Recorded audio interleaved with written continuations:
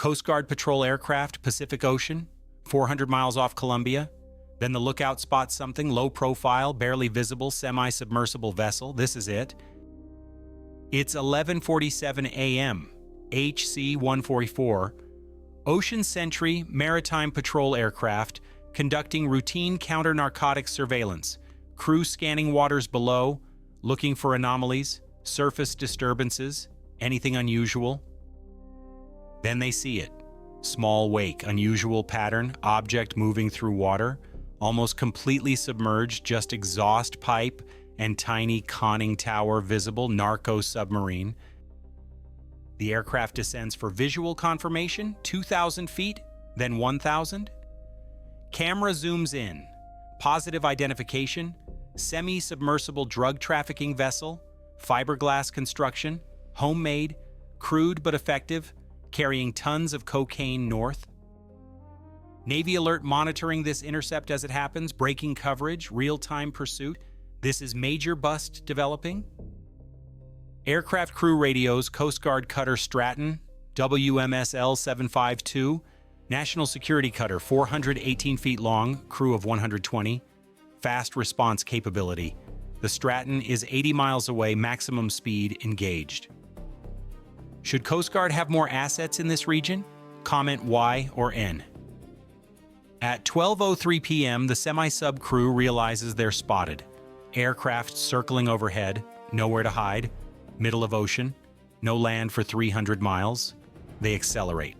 Trying to outrun patrol plane, impossible, but they try anyway. The vessel makes 14 knots maximum, diesel engines straining, black exhaust visible now, smoke trail marking their position.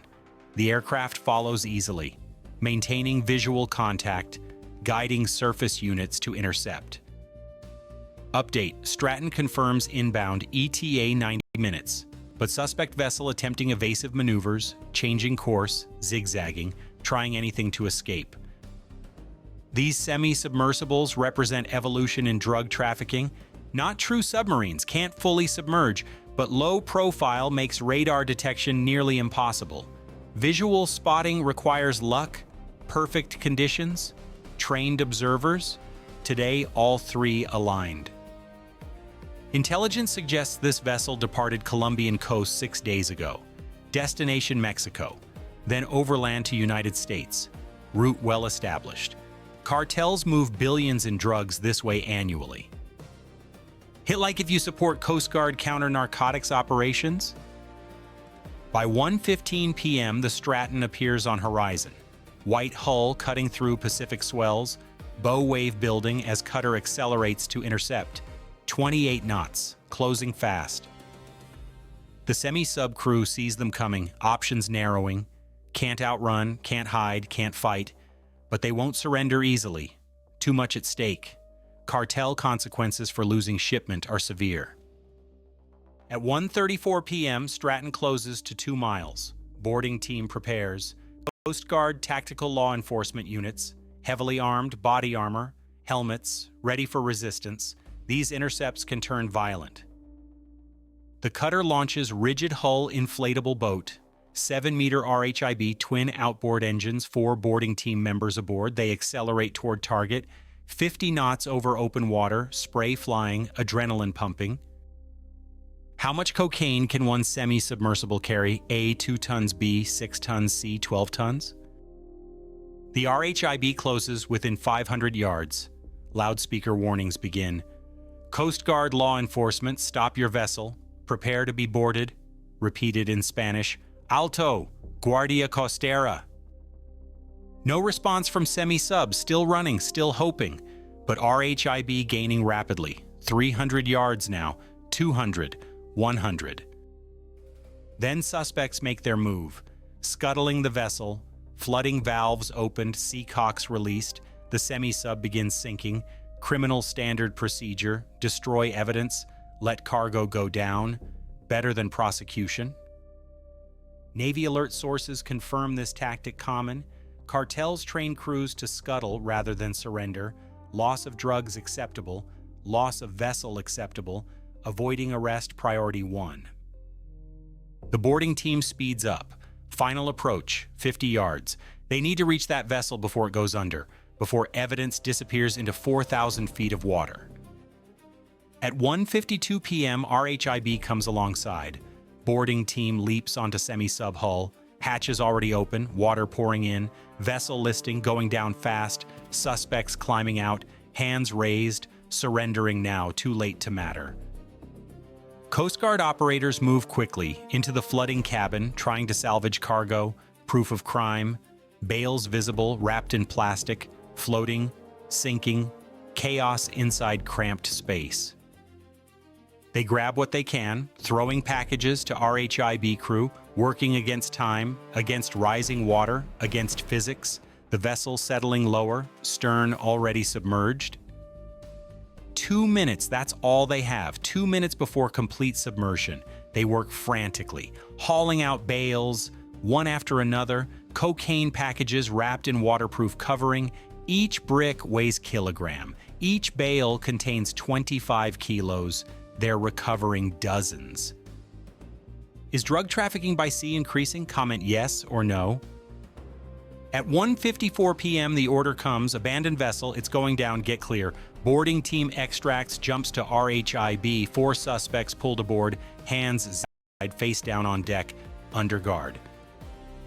The semi-sub sinks, stern first, slow motion, bubbles erupting, air escaping. In 90 seconds, only bow visible, then conning tower, then exhaust pipe, then nothing. Gone. 4,000 feet to ocean floor. Evidence destroyed mostly. But Coast Guard recovered significant cargo. Bales stacked in RHIB. Initial count shows 48 packages. That's 1,200 kilograms, 1.2 metric tons, street value approximately $40 million. The RHIB returns to Stratton, suspects transferred to cutter, detained below decks, cargo secured as evidence, documentation begins, photographs, weights, field testing, building prosecution case. By 3:30 p.m., additional search operations commence, aircraft circles area where vessel sank, looking for floating debris, additional cargo, anything surfacing. Ocean currents scatter wreckage, but some packages might float free. Helicopter launches from Stratton, MH-60 Jayhawk, equipped with rescue hoist, cargo nets. They search expanding radius around sink point, grid pattern, methodical coverage. If you want breaking naval news, type Navy alert below. At 4:15 p.m., helicopter spots floating packages. 2 bales broke free during scuttling, drifting away from sink site. Recovery swimmer deploys, secures packages in cargo net, hoisted aboard, another 50 kilograms recovered. Final tally emerges, 1.25 metric tons cocaine seized, 4 suspects in custody, Colombian nationals, ages 24 to 37, no identification, no documentation, standard operating procedure, cartel cutouts, expendable crew members. Intelligence debriefing begins. Where did they launch? What's the destination? Who's the contact? What other vessels are running? Suspects stay silent initially, awaiting lawyers, knowing consequences either way. Prison in U.S. or cartel retribution. Choose your death. But eventually someone talks. They always do. Plea bargains, reduced sentences, witness protection, information flows, network mapping begins. This seizure connects to broader investigation. The Stratton continues patrol, back to surveillance operations. The ocean is vast. Traffickers are numerous. This bust is significant, but it's one vessel, one shipment. Dozens more currently transiting, hundreds planned. The flow continues. Coast Guard estimates intercept rate at 10%, maybe 15% on good years. That means 85 to 90% of narco-subs complete their journey. Deliver cargo, return for next load. Math is depressing but realistic. How will the drug war at sea evolve? Comment your prediction. This operation demonstrates Coast Guard capability, patrol aircraft coverage, fast response cutters, professional boarding teams, tactical expertise, But resources remain limited, ocean remains enormous. Traffickers adapt constantly. New semi-sub designs emerge yearly. Better construction, longer range, larger capacity, some now diesel-electric, true submarines, fully submersible, detection nearly impossible, technology race accelerating. Cartels invest millions in vessel construction. They build them deep in Colombian jungle, remote rivers, hidden facilities, launch directly into Pacific, disposable assets, lost vessel and cargo just cost of business. Profits dwarf losses. But every seizure matters. 40 million off streets, 4 traffickers facing decades in prison, intelligence gained, networks disrupted, marginal impact maybe, but compound effects over time, persistence pays off. International cooperation essential. Colombia provides intelligence, Mexico shares radar data, Central American nations offer port access, multinational effort, because drugs respect no borders, neither can enforcement. The Stratton proceeds to Panama, suspects transferred to DEA custody, evidence processed, prosecution initiated, federal charges, conspiracy to import controlled substances, maritime drug trafficking, minimum 20 years if convicted. Navy Alert tracked this entire operation, from initial sighting to final seizure, real-time coverage, comprehensive reporting, because counter-narcotics matters, because Coast Guard operations save lives, because drug war continues at sea. Future intercepts guaranteed, more semi-subs launching weekly, more patrol aircraft searching, more cutters responding, endless cycle, demand drives supply, supply routes adapt, enforcement pursues, the ocean remains battleground. Final status, major Narco-Sub bust, 1.25 tons cocaine seized, 4 suspects detained, vessel destroyed, but cartel operations continue, more shipments inbound, Coast Guard remains vigilant. The answer? C. Modern semi-submersibles can carry 12 tons of cocaine. This vessel probably carried 8 to 10 tons total. Coast Guard recovered fraction of load. Rest sank with vessel.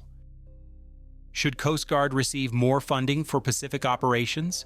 Will semi-sub technology advance further? Can interdiction rates improve? Hit like if you want real-time counter-narcotics coverage. Subscribe to Navy Alert, where maritime news breaks first.